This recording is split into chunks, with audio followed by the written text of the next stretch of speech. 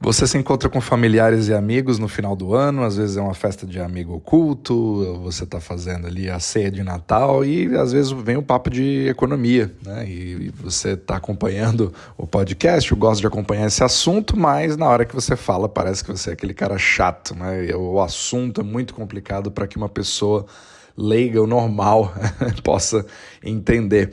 Então eu quero te passar hoje uma das melhores explicações que eu já ouvi para que você em alguns minutos se torne um expert, digamos assim, para você falar com familiares, com amigos, para você entender como o dinheiro funciona. Então meu nome é Renan Adorno, meu objetivo é disseminar a educação em macroeconomia e simplificar ao máximo aqui para você. Você pode me encontrar tanto aqui no YouTube como no Spotify, basta você me procurar pelo nome Renan Adorno.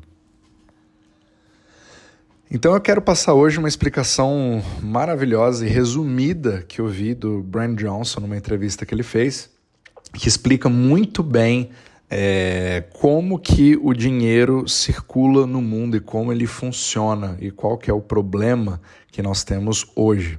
Então vamos direto ao ponto. Existe uma base para tudo isso, que é a fundação de tudo isso, que a gente chama de base monetária, que é o base money. O que significa isso? São todas as cédulas e todas as moedas físicas que existem, que circulam. É a partir delas que você tem toda a base. Mas é claro que hoje a gente tem dinheiro digital, a gente usa cada vez menos esses papéis, né, ou muito menos moedas. Mas quando você pega isso, ele faz parte da base dessa economia e é a partir dele que tudo vai se derivar. Outra coisa que a gente vai somar nisso também é a poupança que os bancos têm com o Banco Central, né? Seja ele de qualquer país, mas aqui eu vou falar especificamente dos Estados Unidos, que é o Fed, o Federal Reserve.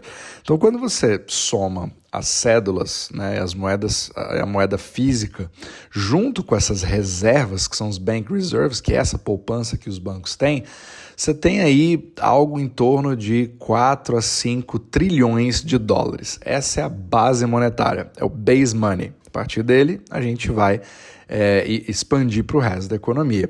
Mas como é que você expande para o resto da economia? Como é que você dá acesso a esse dinheiro para o resto das pessoas? É fazendo empréstimo. Então, todo o resto do dinheiro do mundo, tudo que circula, é criado por meio de empréstimos, que é também chamado de crédito, usando esses 4 a 5 trilhões que eu falei como colateral, certo? Então, você usa ele como se fosse a base, a sua calção que você vai pegar empréstimos em cima disso. Então, hoje, quando você calcula todo o dinheiro que realmente circula, incluindo todo o crédito, você tem algo em torno de 20 trilhões de dólares, certo? Então a gente partiu de 4 a 5, mas quando a gente chega nesses 20, a gente chama esse índice de M2, que é todo o dinheiro em circulação, que a gente calcula nos Estados Unidos, né? Então isso significa que você tem 4 trilhões de colateral e que ele foi emprestado num fator ali de 4 a 5 vezes. Então você fez 4 a 5x em relação àquele valor que você tinha. Então você praticamente fez o que a gente chama de alavancagem, né? A gente tem dinheiro, um dinheiro derivado daquilo em 4 a 5 vezes. Então são praticamente 400% de alavancagem. E é assim que o mundo inteiro funciona. Da mesma forma que eu te expliquei como funciona nos Estados Unidos, funciona assim no Brasil, funciona na Alemanha, né, na zona do euro, funciona no Japão, funciona na Austrália. Todos os países fazem exatamente a mesma coisa. Então você tem um sistema que é basicamente criado em crédito e dívidas. É assim que todo o dinheiro acaba circulando. Então eu vou dar um exemplo bastante simples que você vai poder falar na sua mesa da ceia de Natal, certo? Então digamos que a gente está numa sala, né, e dentro dessa sala está toda a economia do mundo, com esses 5 trilhões de base money, né, de base monetária. Aí depois de um ano, você vai vendo como isso vai evoluindo na economia e você viu que foram feitos ali 15 trilhões em empréstimos e crédito. Então, esses 5 foram expandidos em mais 15. Então, o que acontece? Quando você faz esses 15 trilhões em empréstimos, né, que eles têm que ser pagos de volta. Então, esses 15 trilhões, quem empresta dinheiro, quer que esse dinheiro volte para ele. Só que você, obviamente, não vai pagar só os 15 trilhões, porque você só empresta dinheiro se você pegar ele de volta, mais juros. É aí que você começa a ver como funciona. Então, depois de um ano, a gente precisa de mais dinheiro para poder pagar os juros dessa dívida, porque cada um desses dólares que forem emprestados precisam ser pagos de volta, mais o juro que incide em cima desse capital. Mas aí vem a pergunta, de onde que vem esse dinheiro para você poder pagar esses juros a mais, né, do dinheiro que você precisa devolver? Basicamente, só tem 2 lugares que você consegue trazer esse dinheiro. São duas possibilidades, digamos assim. Uma é você fazer com que esse dinheiro que seja gerado, ele comece a circular rápido, ele troque de mãos o mais rapidamente possível. Então, vou dar um exemplo aqui. Você pega o dinheiro emprestado, aí você usa esse dinheiro para abastecer o seu carro, e aí o cara do posto usou esse mesmo dinheiro para poder fazer compras de supermercado, e o supermercado usou esse mesmo dinheiro para comprar mais bens e serviços, certo? Então esse dinheiro vai trocando de mãos. A cada vez que ele troca de mão, a gente chama isso de velocidade. Porque muitas vezes você tem até aqueles vídeos do YouTube, né, aquelas brincadeirinhas, onde uma mesma pessoa com o mesmo dólar, então um está devendo para o outro, que está devendo para o outro, que está devendo para o outro, mas ele pega esse dólar, paga para o outro, paga para o outro, paga para o outro e volta para a mão daquela primeira pessoa com a mesma nota de dólar, mas esse dólar pôde extinguir toda a dívida que todo mundo tinha com todo mundo, desde que todo mundo saiba quanto cada um deve para todo mundo, você consegue fazer essa dívida ser extinta. Então, esse dinheiro saindo da mão de um, indo para a mão de outro, cria velocidade e ele consegue pagar esse dólar mais o juros sobre esse dólar.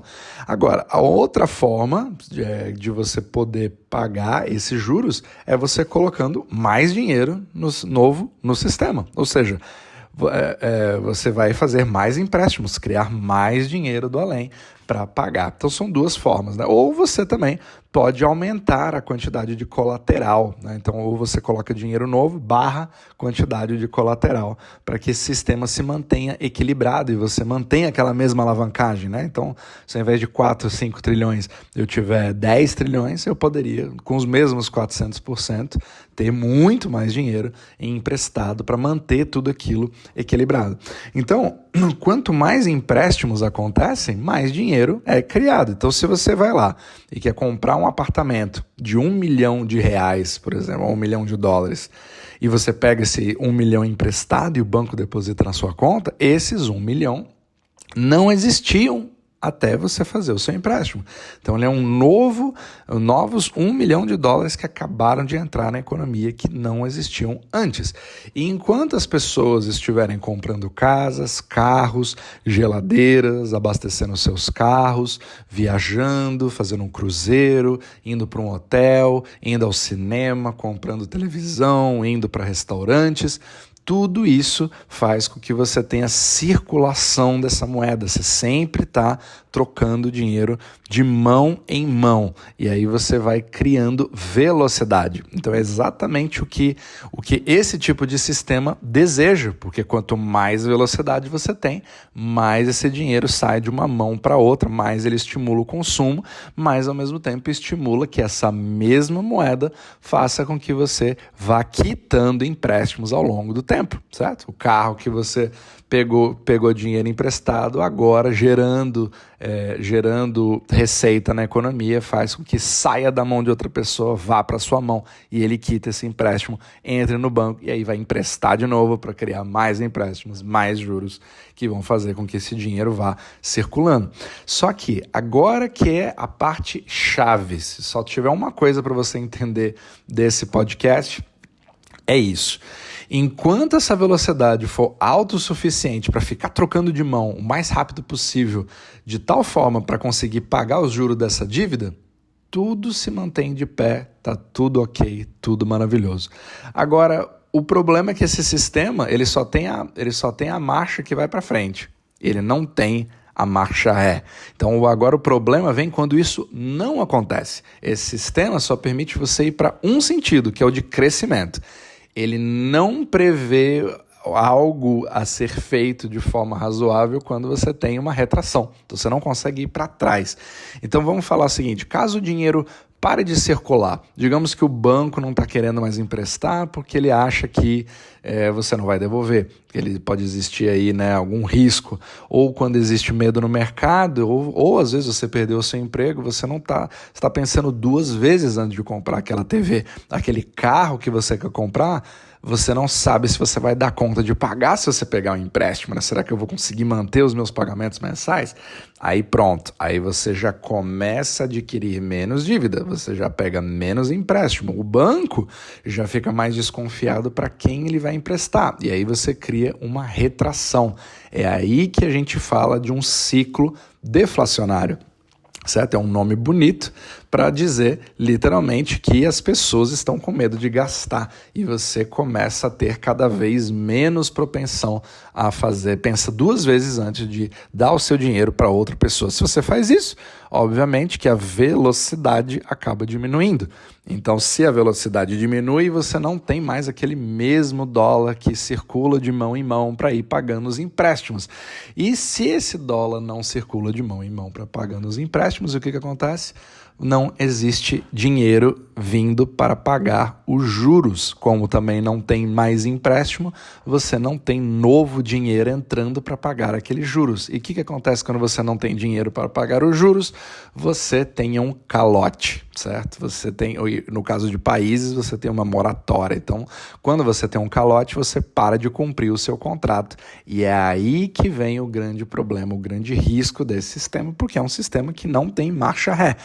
E é um sistema que funciona exatamente dessa forma. Ele precisa de crédito, ele precisa de consumo, e é assim que tudo se mede.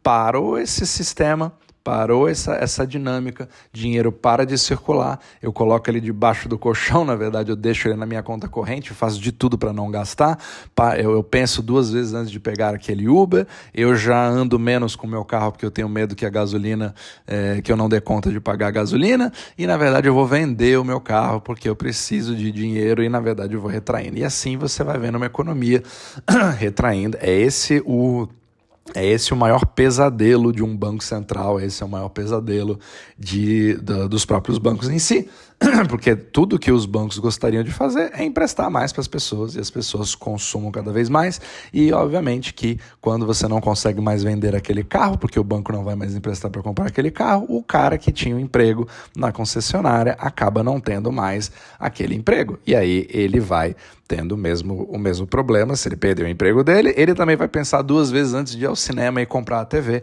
e assim você tem uma cascata de efeitos para uma crise deflacionária. Então o sistema foi feito exatamente dessa forma. Não estou dizendo que ele é justo, não estou dizendo que ele é perfeito, muito longe disso. Alguns vão dizer que isso é uma falha no sistema, porque o sistema só serve para crescer e você nunca prevê o que acontece quando ele para de crescer ou até retrai. E outros vão dizer que na verdade esse sistema foi feito assim de propósito, já que quem está nesse tipo de sistema e você começa a ter uma retração, quem tem ativo é rei. Ele consegue ganhar muito mais dinheiro, ele consegue alavancar dinheiro usando esse sistema e aproveita dessa situação para poder comprar as coisas mais baratas, para poder lucrar mais e acaba afunilando cada vez mais o dinheiro para as pessoas que já detêm bastante dinheiro, criando a famosa desigualdade, né, que a gente fala sempre nesse podcast, que você vê também nos noticiários. Então, é assim que o sistema funciona. Infelizmente, a gente tem que lidar com a forma que o mundo é, e não com o que desejamos que o sistema fosse, e aí você vai entendendo cada vez mais. Então, só dando uma explicação dessa, com um sistema que cresce, baseado em empréstimo, baseado na velocidade do dinheiro, você já soa como um excelente expert no Natal, na hora de você explicar isso para sua família e para os seus amigos.